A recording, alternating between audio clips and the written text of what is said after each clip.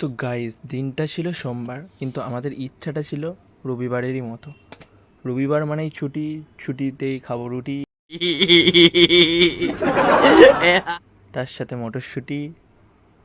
আর আমার আর পবিত্র মিলে গেছে ভালোই জুটি। তো চলো গাইস, আজকে আমি আর পবিত্র বেরিয়ে পড়েছি রায়চকের দিকে।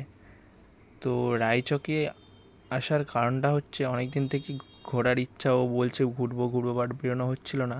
তো তাই দুজন মিলে রায়চকে বেরিয়ে পড়েছিলাম।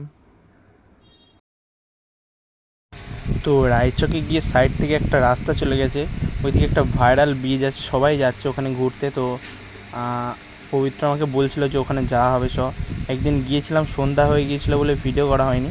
তো ওই জন্যে আবার এসেছি ভিডিও শ্যুট করতে। তো দুজনে একটু মজা করবো, ভিডিও করবো, আনন্দ করবো, এই জন্যে একটু বেরোই। তো এখানে পাশে যেগুলো দেখতে পাচ্ছি এগুলো তাজ হোটেল।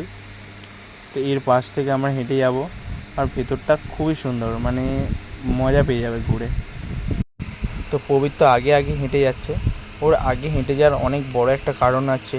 সেই কারণটা হচ্ছে কি, সামনে একটা অনেক বড় চিড়িয়াখানা আছে। তো চিড়িয়াখানায় অনেক রকম জন্তু আছে, ও তার মধ্যে অনেকগুলো বন্ধুও আছে।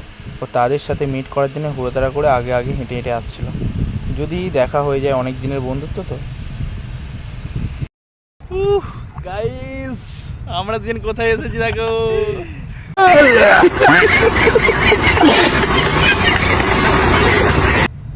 মানে আস্তে আস্তে এতটা ভেতরে ঢুকে গেছি, এখানটা দেখতে পাচ্ছি, মানে খুব ভালো জায়গা। পাগলা নাকি?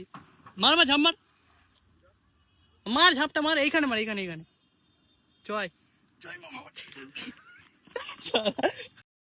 ভিডিও করতে গিয়েছে, এটার অবস্থা দেখো পায়ের।